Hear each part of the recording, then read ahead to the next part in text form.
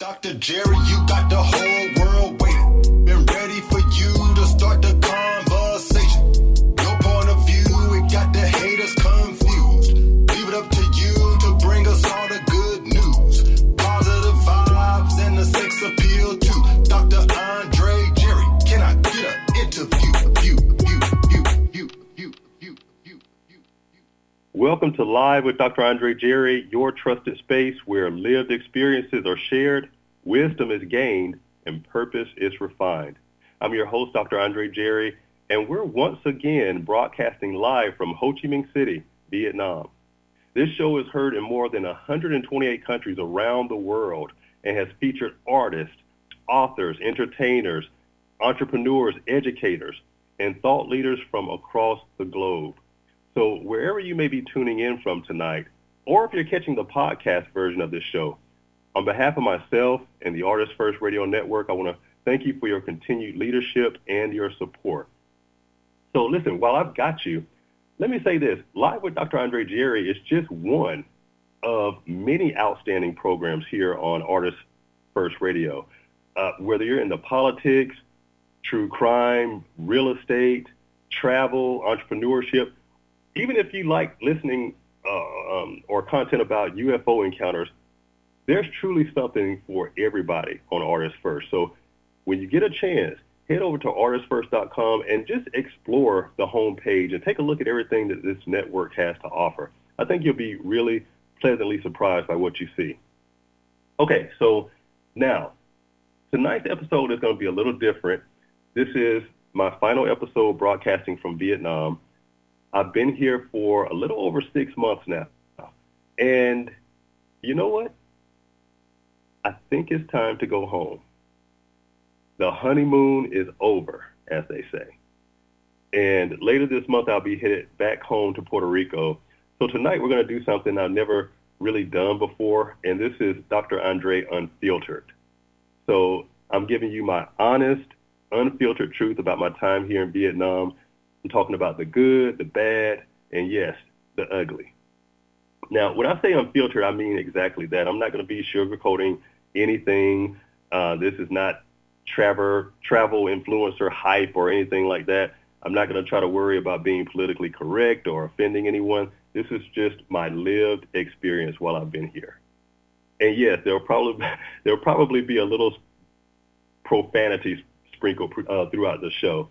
So I'll try to tame it down as much as I can. But if you got little bitty ears listening nearby, this may be a good time to send them to another room because this is probably not going to be a family-friendly episode at some points. Okay? So, all right. Don't misunderstand me at all. I still believe Vietnam is a beautiful country. It has a rich history. It has some wonderful people, incredible food. And it really has a lot to offer.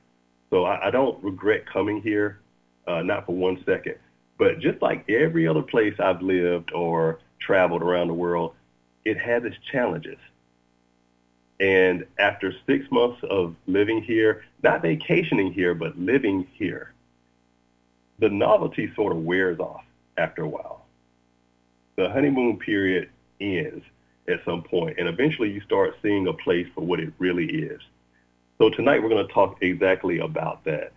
By the way, I feel like everyone else in the world but me has been following the World Cup games or FIFA or whatever it's called. I have no idea what's going on. I don't know who's winning, who's losing, none of the players' names. Even if it's still going on right now or if it's over, I have no clue. I don't know anything. And I don't want to know. I'm not really a sports person.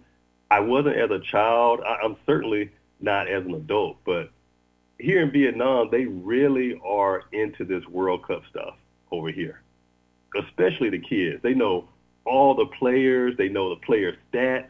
They know which teams are rivals, just everything. And it reminds me of how we act about the Super Bowl back in the States. So it's the same type of vibe. Wherever you go around here, people are asking, who's your favorite team? Or who do you think's going to win? Especially with foreigners. And I'm like, look, guys, you guys have fun with all of that. I'm I'm not into that. I hope everybody wins, you know. And that kind of makes me look like a weirdo sometimes, but I don't care. I just hate when people assume that because you're a guy, especially a black guy, that you must be into sports. And that's just not the case. We're not all the same, okay? So listen, anyway, like I said, I've been here for 6 months. I had every intention of staying out here for at least a year. I thought it was going to be around 2 years, but for at least a year. But after these last 3 months, I've had to kind of rethink some things. First of all, the secret is out about Vietnam. Let me just say that. In terms of this being a hidden gem that's affordable and, nobody knows about, please. When I tell you everybody is out here, everybody is out here. I think I ran into someone I went to school with out here. I'm just kidding. But everybody, it seems like, is coming to Vietnam lately. And largely because you have all of these expat YouTubers coming out here, and they're making these videos all over town telling everybody how cheap everything is, from rent to food to entertainment. And, people are enticed by that, especially with everything going on back in the States and with inflation in a lot of the Western countries where $100 can't even get you 3 days worth of food and gas, So there are literally hundreds of YouTubers promoting Vietnam, and that's great for the country, and that's great for tourism. But for regular expats like myself, who are just here quietly living, minding our own business, working, enjoying the scene and the vibes, we're all like, will y'all shut the fuck up and stop telling people it's cheap here? Because all you're doing is driving the price up for the rest of us. When the tourists come in droves, and let me tell you, they are coming in droves. All you have to do is go to downtown Ho Chi Minh City, near the Saigon Post Office and Independence Palace and the Benton Market. All those are the tourist attractions around here that are very popular. And you'll see people from all over the world coming in just droves, and they're walking the streets.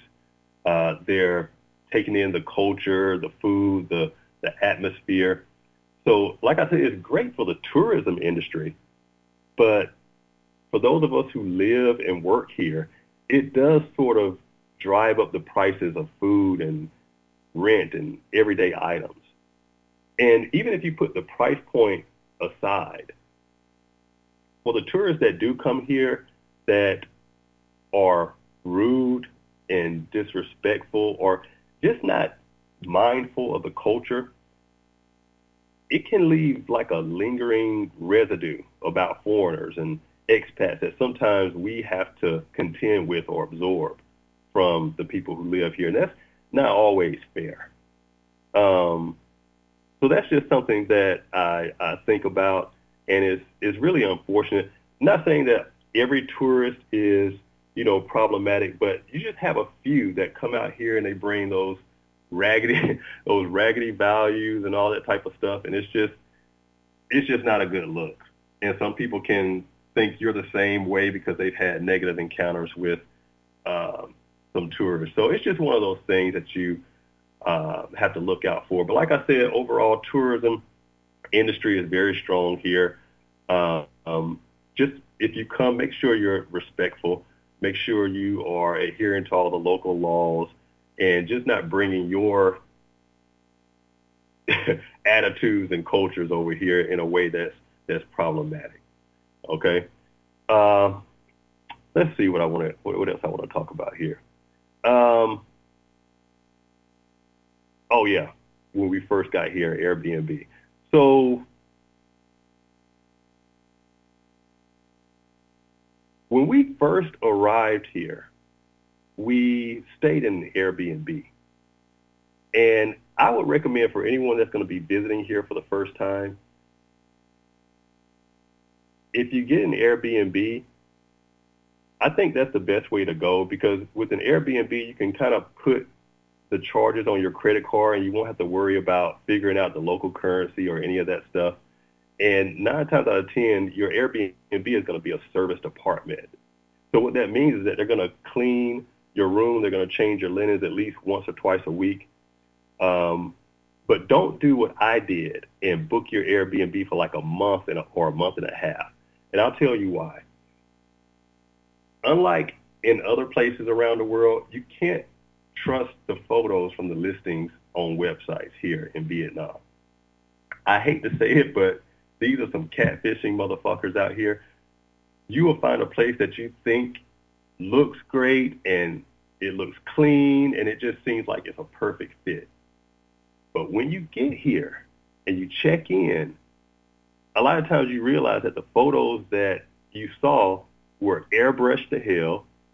The place in real time looks a lot older and more worn out and just a far cry from how it looked online. Or it won't even be the same place from the pictures. Because oftentimes what they do here with these listings, okay, say there'll be an apartment building with about 6 to 8 apartment units. What they'll do, they'll fix one of the apartments up really nice and make it look all cute and, beautiful. But it's basically their model apartment. So they'll post pictures of the model apartment online, and they'll make you think that that's the place that you're booking. But when you check in, it's going to be another apartment in the same building that's less glamorous, more basic. Okay? So basically, they catfish you. And I'm not exactly sure how they get away with this. You would think companies like Airbnb and Booking.com, which is also popular out here. Actually, Booking.com is more popular than Airbnb here. But you would think companies like that would have some checks and balances in place to kind of maintain the accuracy of the listings. So I don't know, maybe not enough people have complained about it yet, but it's very, very common over here. Because these hosts know that more often than not, the guest is booking from their home country, like I did.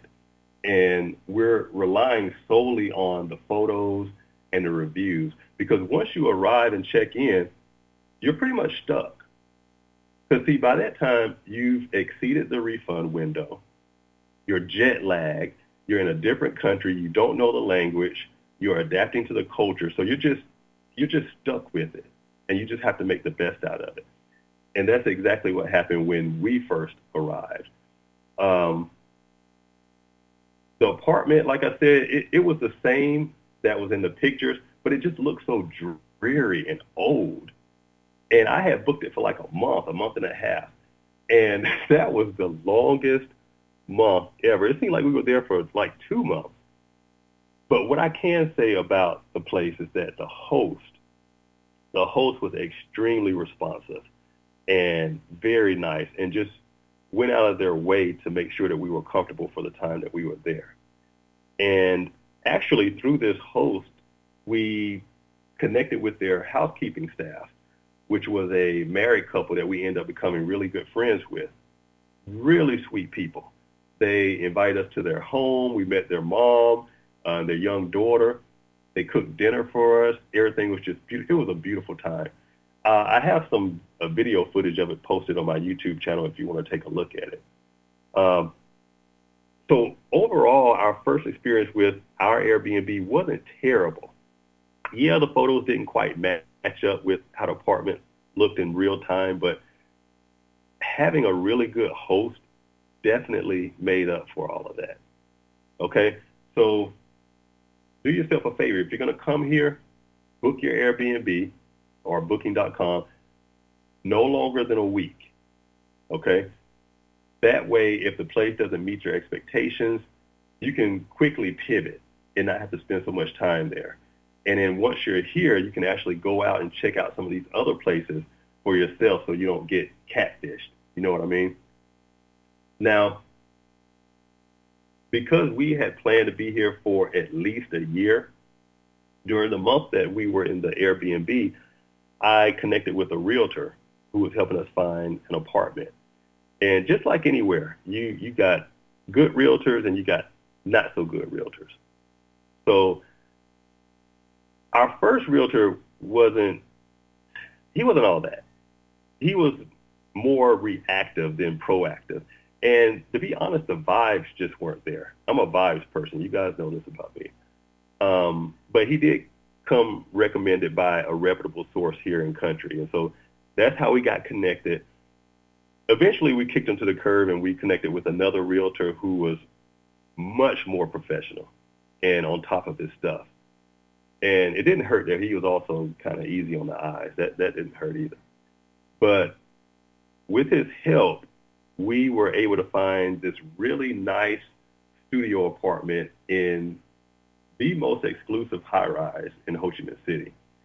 And the rent was pretty affordable, considering everything we were getting. Like I said, this is an exclusive high-rise. It was in the Landmark 81 district, 24-hour security. It was centrally located. District 1, which is the best district, the most sought-after district to live in here in Ben Thanh, had access to Central Park, access to the Metro line, access to an international hospital that was right across the street, tennis courts, multiple swimming pools. We had a gym, a shopping plaza, grocery stores, theaters, just had everything. This really was the place to be if you wanted to live in Ho Chi Minh City. The problem, though, well, there were actually a few problems, but the main problem was that our landlord ended up being a cheap bastard. He was mentally unstable, mentally unhinged, unaccommodating. He just wasn't a nice person. And I don't know if you guys hear the roosters in the background. It's like 6 o'clock in the morning here. But he was just a complete opposite of the Airbnb host that we had been dealing with for our first month here. And, I'll say this. It pays to trust your instincts. Because I remember when I first met this guy, when we first met him, I was like, this guy's an asshole. I'm going to have problems with this guy. That was literally my internal dialogue when I first met him. But I ignored my instincts because we were so excited about moving into this place that we had really been admiring since before we even came to Vietnam. And like I said, this was the place to be. And plus, my partner, he liked this place a lot. And he wasn't really comfortable at the Airbnb. He didn't like it. He didn't like the neighborhood. He didn't like the actual room. He just wasn't comfortable. So I was mostly excited for him because I knew this was going to be some place where he'd be comfortable staying for a year. And so I overrode all of my instincts, and we signed the lease, and we moved in. Now, the first issue we had was the AC unit. It worked, it cooled the apartment and all of that, but it was filthy. Now, in Vietnam, it's customary to ask the landlord to service the AC unit prior to moving in. But we didn't really press that. But after we moved in and we started using the air conditioning, we noticed that we were both sneezing and coughing a lot. And it was whenever we had the AC running, right? And it's like we were developing some type of respiratory thing or condition. And I knew it was from that dirty-ass AC unit. So I contacted the landlord. I told him that the AC unit needed servicing and needed cleaning. I sent him pictures of all the dust caked around the unit, and I sent him all the stuff. This motherfucker had the nerve to tell me that, oh, this is normal because the unit's outside. And I'm like, bitch, are you fucking kidding me? You think I'm fucking stupid? It's dirty because it hasn't been cleaned or serviced in over a year.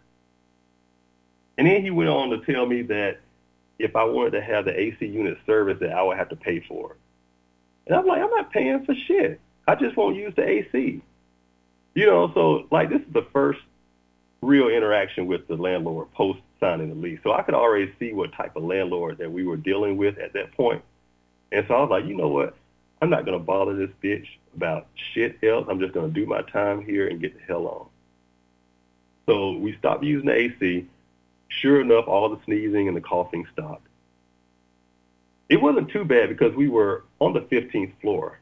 So there was a nice breeze going through the apartment. And really the entire building sort of stayed relatively cool anyway. So it wasn't really a big deal.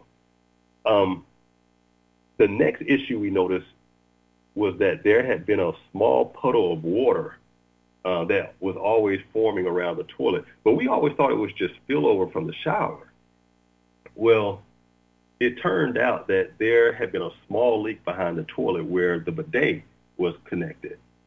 And that's probably why they kept a mop and a bucket on the other side of the toilet.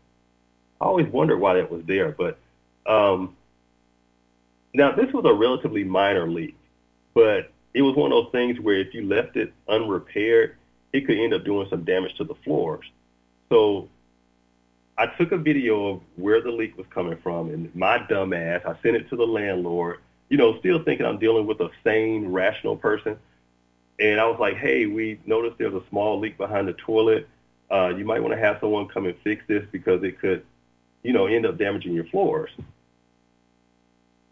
This son of a bitch said, per the lease, you are responsible for any repairs in the apartment. Now, technically, he was right. The lease did, in fact, state that. And I'll be honest with you, I skimmed through the lease. I didn't read it in full detail like I normally would have. That was my fault. I'll own that.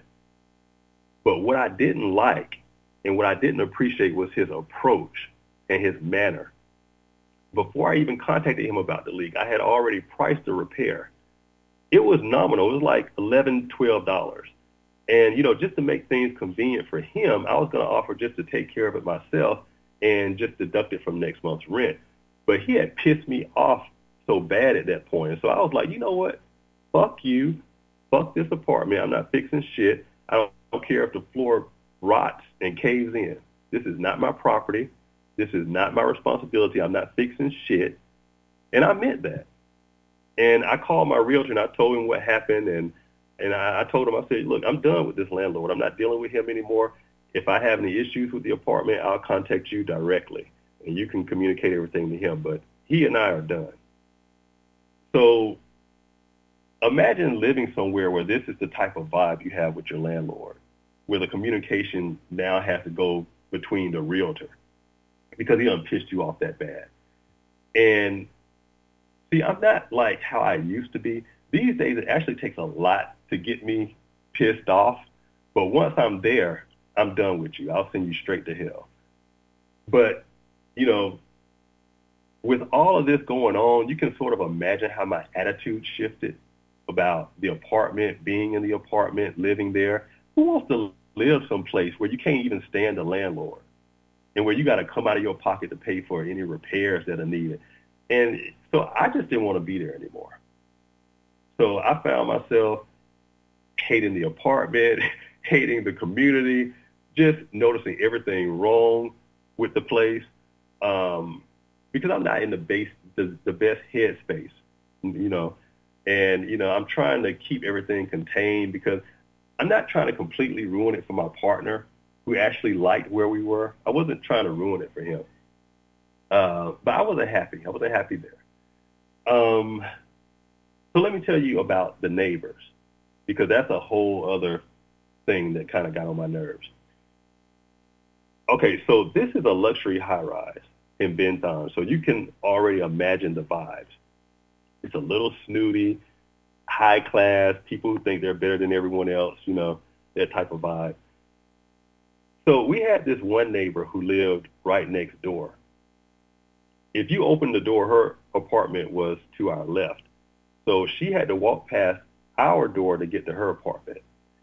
And one of the first things we noticed after we moved in was that this woman was very active, very active. And what I mean by that is all throughout the day, she would go in and out of her apartment, in and out, in and out. I mean, a lot. It seemed like every 5 or 10 minutes she would be either going in or coming out. And we noticed it would be worse at night, like after 8 o'clock or 9 o'clock. It would just be more frequent. And because of the way the doors are made, they have this little space at the bottom, and you can sort of see the footsteps as they walk by. So during the night hours, we would notice 2, 3, sometimes 4 sets of footsteps going in and out all through the night, every night. Mind you, this has been a topic of discussion at that point for like a week. And me and my partner were like, what is this bitch doing? Like, I wish she would sit her ass down somewhere. So we had pretty much guessed that she was probably a prostitute. One of those high-class prostitutes, though. Because how else could you explain the traffic going in and out at all times of the day and night? So while it was annoying, hearing this foot traffic constantly, we just sort of had fun with it. We just made it a game, and we would start counting how many clients she would service in a day. And we didn't have peepholes, so we couldn't really see anything, but we could just tell that there were mostly men going in and out because you could see the reflection of the footsteps. So we kept like a running tally of her tricks as just like this lighthearted game, and to keep from getting frustrated by all of this constant foot traffic, right? Because we go to bed early, so by the time we're about to pull the covers back, here she goes with all her clients or whatever. And so, by the way, I saw her a couple of times in the elevator. She is not cute at all. Like, I can't believe anybody would pay for that. But anyway, that's none of my business. So anyway, look, one day, and this was during the daytime, she was particularly active. I mean, she was going in and out, like more than she normally does. Not only that, she was being kind of obnoxious about it, slamming the door, just making a lot of noise. This is like 10 a.m. in the morning. And I don't know if I was in a bad mood that day or if I was just fed up, but I propped my door open because the next time she came out, I was going to ask her if she could kind of keep it down. Well, I noticed that once I opened my door, she wouldn't come back out. And so I was just standing there for about 3 or 4 minutes just waiting for her to come out. So eventually I was like, okay, I'm going to find out what this bitch got going on. So I kept the door open, and I set up my phone on a stand, and I pointed the camera right at her door. I hit record, and I just went about my business, cleaning and doing the dishes or whatever. Eventually she came out, I guess because she could tell by the noise I was making that I was in another part of the apartment, I wouldn't see her. And I heard her come out, but I knew my camera was recording, so I knew it would capture anything she was doing or whatever she had going on. Well, when I went back and looked at the video, 2 women came easing out the door, looking all suspicious and guilty. And when I played it back, I couldn't help but laugh because all this time I was thinking it was just one lady in there working. It actually was 2. So no wonder they had so much foot traffic going on and was making so much noise. So I showed the video to my partner, and we ended up having a really good laugh about it. Now I don't really knock anyone's hustle. If that's how she made her money and paid her bills, who am I to judge? But I will say this: living next door to a prostitute can be really frustrating, particularly if you're someone like me, who's mindful of your energy and you like peace and quiet. It can really be a lot. Having a bunch of broken spirits walking past your door every hour. I'm like, damn, does she ever sleep? But like I said, knowing that it was actually 2 of them over there working, it at least made some sense as to why it was so much noise. Now, we had another neighbor who lived down the hall, and what she liked to do was open her door during her child's piano lessons so that the whole floor could hear this kid playing the piano. Normally, this wouldn't have been that much of a bother, but when you're already pissed and frustrated with your landlord and your neighbor who's a prostitute and she's got people coming in and out, it can be kind of aggravating, even a piano. The kid didn't sound bad or whatever, but it was the fact that, okay, you know how these halls are. Everything's an echo, because of the acoustics of the hallway corridor. So it just made everything more pronounced. There was also these daily announcements that they used to have over the intercom system that were really annoying because what they would do, they would play the announcements in Vietnamese. Then they would play it in English. And then they would replay it 2 more times in case people didn't hear it the first time. And so, like I said, because of the echo, it just was very unpleasant to the ears. And you have to be there to really understand how awful it sounds, but this is like every day. So I guess the point I'm making is that after my falling out with the landlord, I started noticing every little thing that I hated about that place. And there was a lot. I mean, I really could spend the rest of the show talking about all the stuff I hated about living in that community, but I'm not going to bore you with that. I will tell you, though, that if you plan on coming here and staying long term and you decide to rent an apartment, make sure you use a realtor. Do a vibe check with the landlord and with the community beforehand to make sure it's a fit. Read every detail of your lease. Make sure repairs are the responsibility of the landlord and not the tenant, because there are some, I won't say a lot, there are some piece of shit landlords out here who would try to place that burden on the tenants. But it's by no means standard, so don't even go for that. Here in Vietnam, because of the humidity, you always have to inspect the AC unit because it can build up with a lot of dust and things. And, ask the landlord to have it serviced and cleaned prior to you moving in. Again, that's very standard. It's a very basic request. If they give you any pushback about that, just move on, because you're likely going to have problems with that landlord. So something else, don't even waste your time asking for a month-to-month lease out here, because they're not going to do it. Your lease will be for 12 months, and you're going to need to pay a security deposit along with first month's rent, and in some cases, first and last month's rent. So there's a significant upfront cost associated with leasing an apartment here. But the good thing is that they don't do any credit checks. They don't do any they don't do any of that stuff. As long as you have the money, that's all they care about.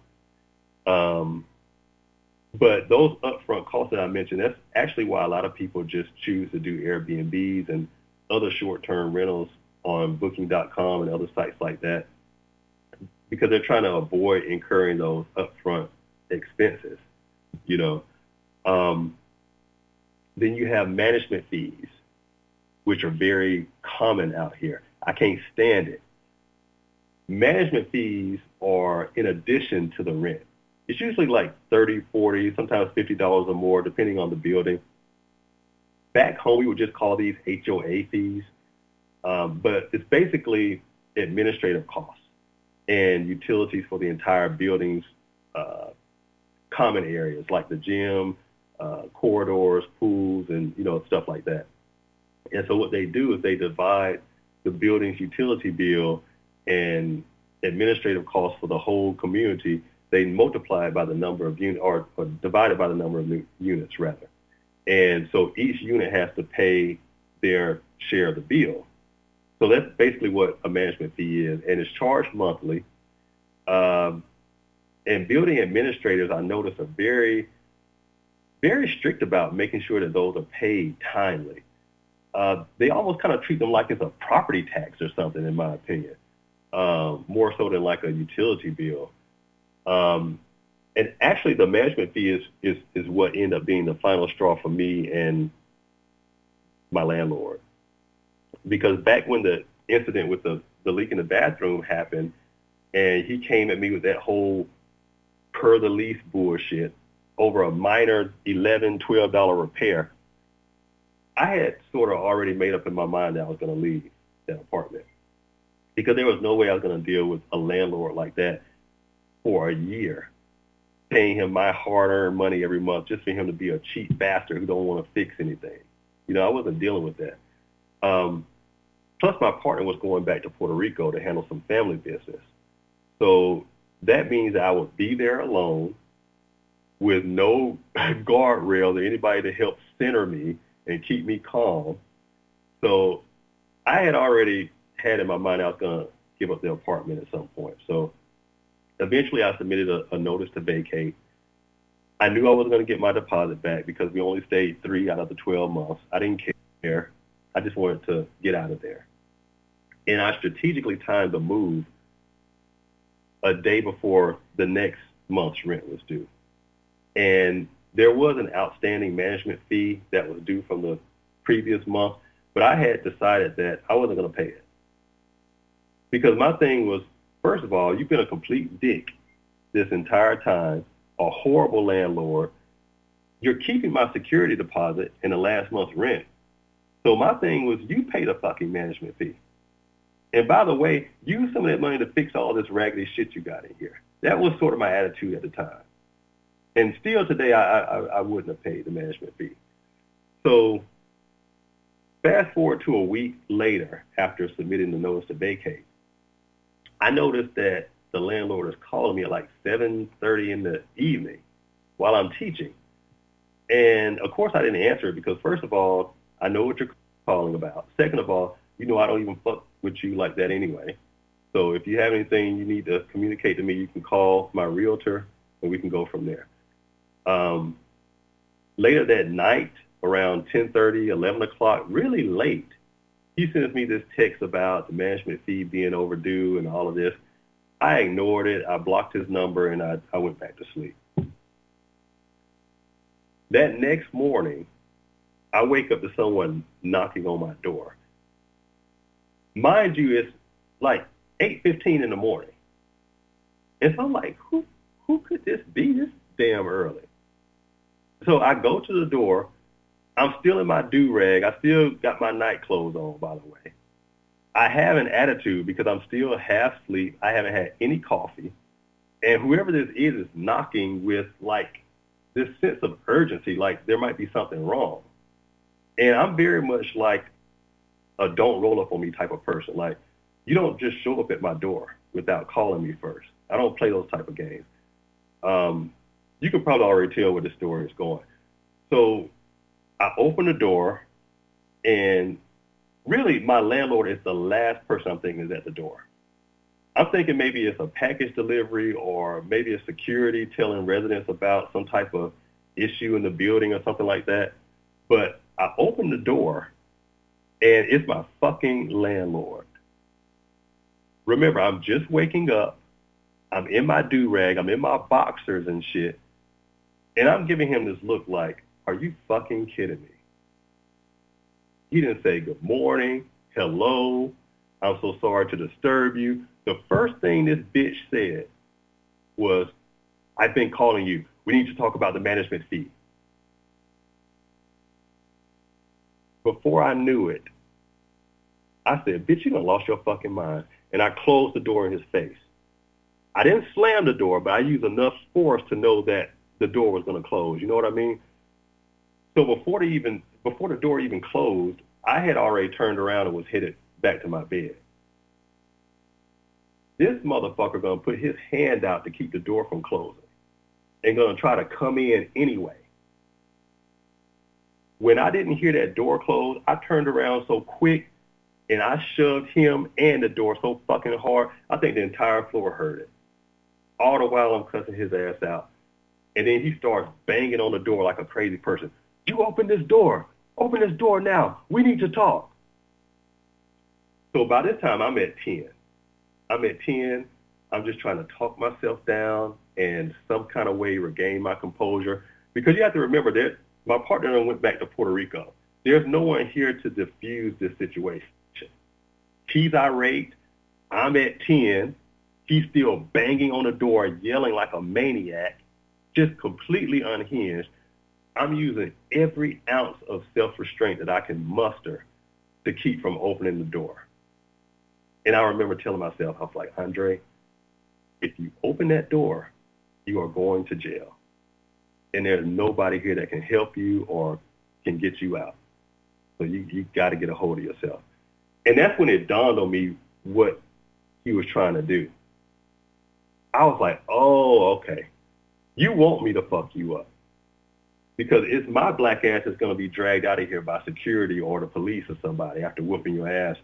And he's going to make up all types of lies and shit about me. And, you know, my neighbor, she don't like me anyway, so she's going to corroborate whatever he's saying.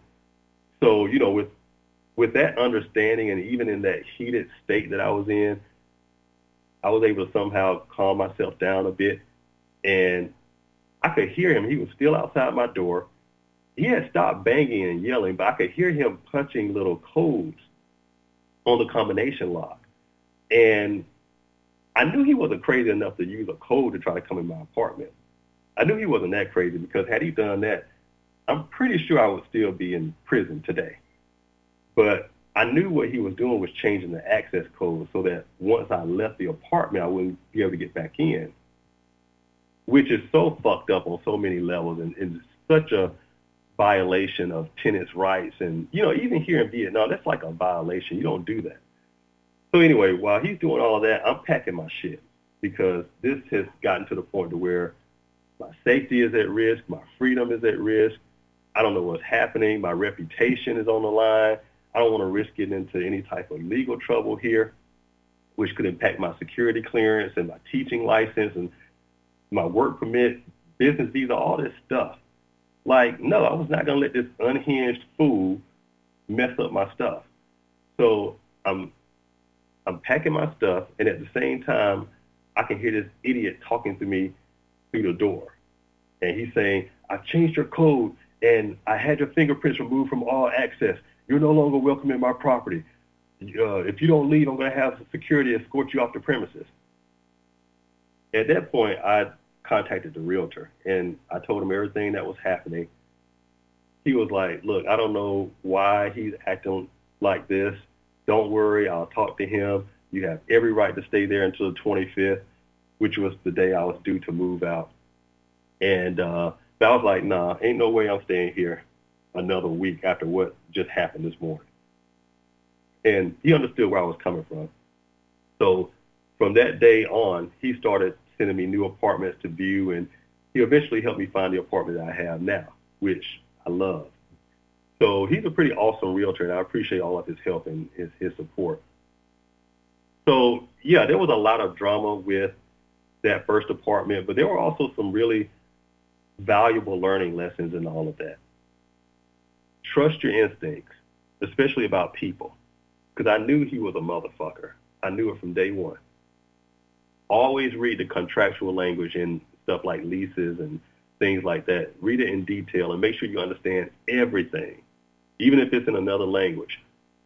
Just upload the lease or whatever contract is to ChatGPT and have it reviewed for any language or terms that may be questionable.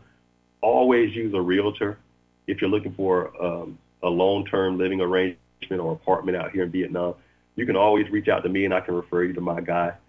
Like I said, he's great. Make sure you have the AC unit serviced and cleaned before you move in. And that's really like a litmus test for what type of landlord you're dealing with. If they don't want to do that, don't deal with them, because you're going to have problems with that landlord, more than likely. And lastly, if you're going to relocate here long term, think twice about signing a lease.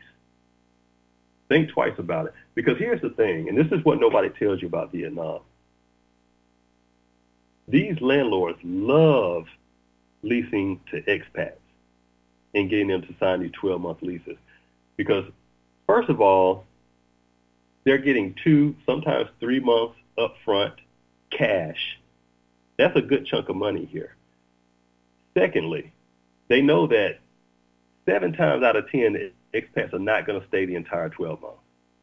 So at minimum, they know they're going to walk away with the security deposit, last month's rent, plus whatever rent they get before the person left. So it's a win-win for them. And just think about the average expat that comes here on a tourist visa. Maybe they get a job or whatever, and they end up getting a work permit. But that tourist visa they have is only going to be good for a maximum of 90 days. So every 90 days, they're going to have to either do a quick visa run, or they're going to have to take a trip home and return back, or take a short trip to another nearby country like Thailand or Laos or Singapore or something like that. And that shit gets old after a while. Like every 90 days, and even for those like myself who are fortunate enough to have a business visa, which is good for 2 years, loneliness and homesickness is real out here. Like even for myself, I'll be honest, I'm homesick. I'm homesick right now. And, it was great when we first got here. We were all excited. We were bright-eyed. We were full of wonder and curiosity. We were going to different places, trying new things, But after my partner left and went back to Puerto Rico, and when this idiot landlord of ours started acting a fool, it just wasn't fun for me anymore. It's like the love was gone. And I'll say this, Vietnam is cool if you come here with someone, but as a solo traveler, it can get very, very lonesome out here. Because these people out here, these Vietnamese people especially, they don't care about you. They are so hyper-focused on commerce and business and the next client, making money, closing deals, making a name for themselves, making the next sale, metrics, test scores, getting in the best schools, getting out of poverty. No one loves you here. No one is your friend here.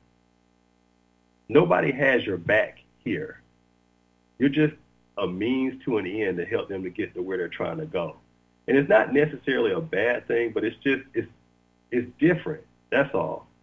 So it can be very cold and it can make you feel very isolated, especially if you're someone who thrives on meaningful connections and, just relationships type person. You may have a difficult time once the novelty of being here wears off and you start to see just how things really are and how everyone is mainly out for themselves. And this has nothing to do with race or class or anything like that. I've observed them being this way towards each other, towards expats, towards foreigners, and it's really bad in the workplace. You think the workplace is cutthroat in the U.S. and in some other places, it's worse here. And it's worse here because there's this culture of saving face. And one thing I had to learn pretty quickly here in Vietnam is this concept of saving face.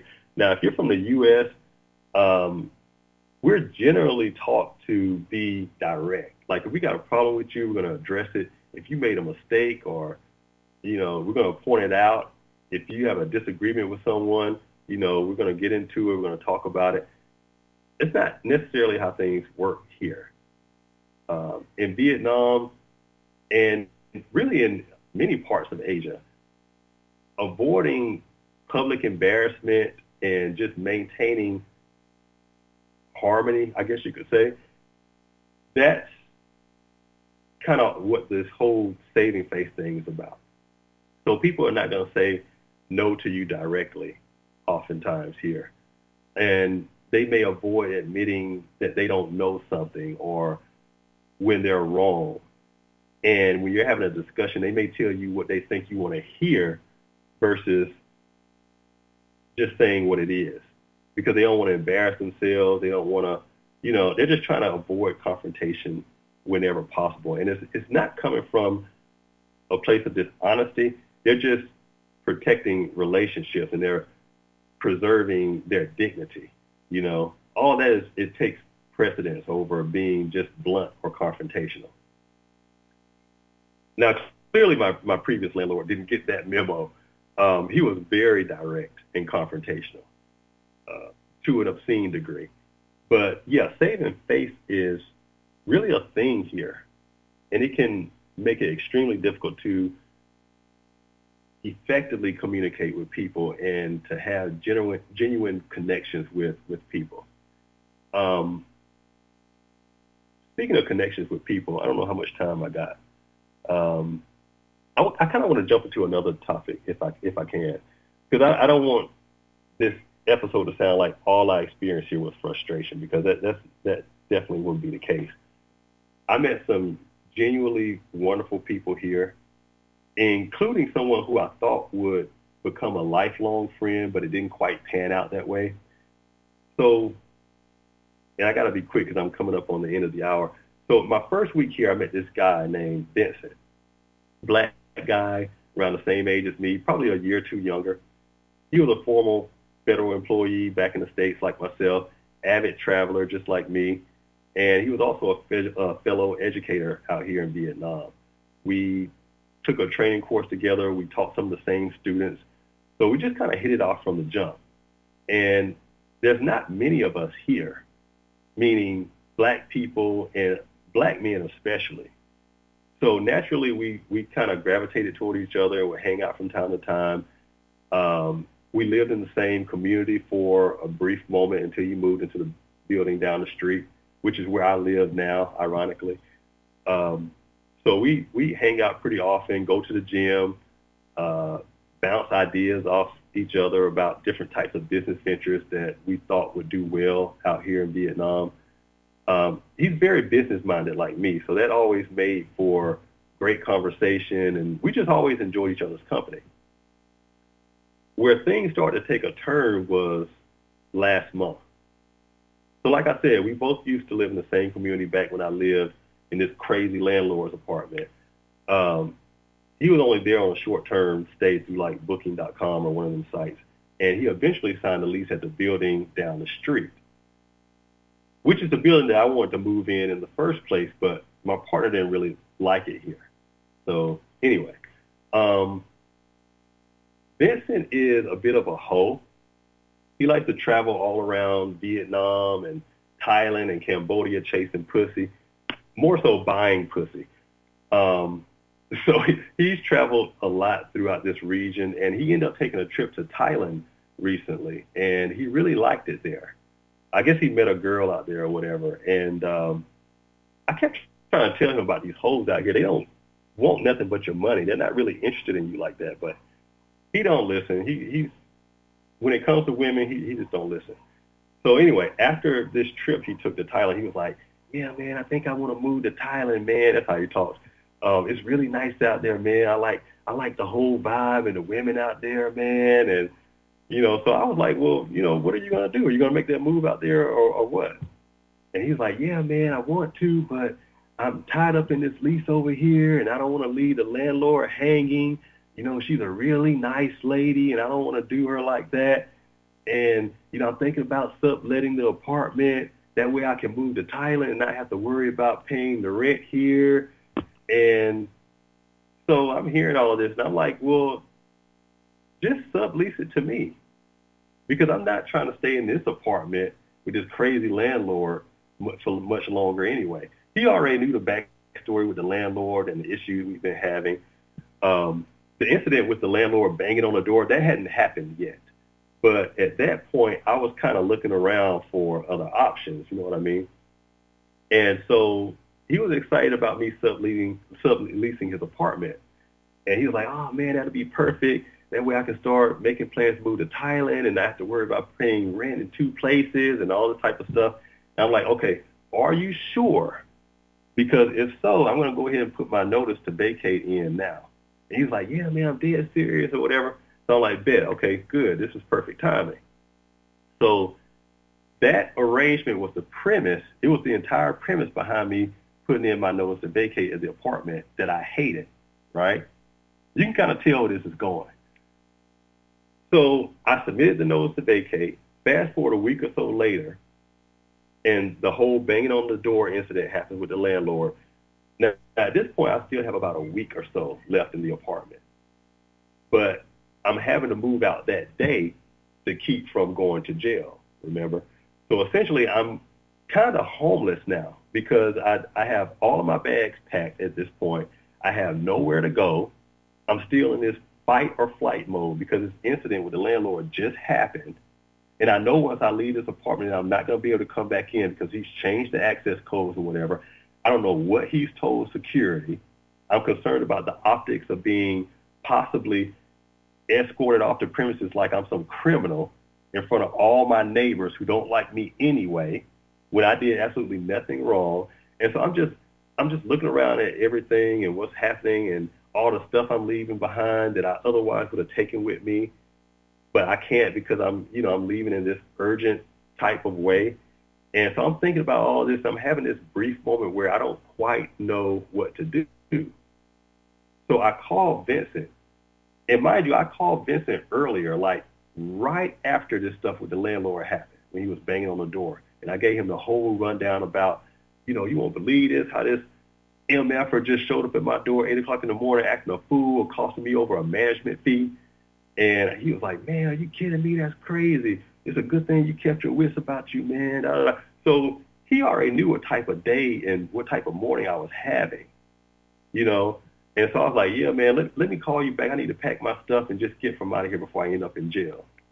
So he was like, all right, man, call me back. So I'm standing there. I finally got all my stuff packed. I call him back, and he doesn't answer. And I'm thinking, okay, he's probably on the phone with one of his hoes. So I leave him a video message showing him my bags packed, and I'm saying in the video, all right, man, I got all my stuff packed. I'm about to head out of here. I really would appreciate if I could stay at your place just for today until I figure some stuff out. I sent him this message on WhatsApp. WhatsApp shows you whether the person read the message or not. He played that video like 30 seconds after I sent it, and he never responded. Like, to this day, he never responded. And I was like, wow, really? Okay, I got you. I understand, no problem. But I was hurt by that because he had talked so much shit about not wanting to leave his landlord hanging or whatever, but he left me hanging when I was in a vulnerable place and needed a friend, when I needed a helping hand. And, just if the tables were turned, I wouldn't have did him that way. First of all, when we got off the phone the first time, I would have came over there. I would have helped him pack his stuff. He wouldn't have to leave anything. I would have had his back if somebody tried to lie on him or, make a scene or anything like that. And I would have offered my place to him for as long as he needed. It wouldn't have been a problem.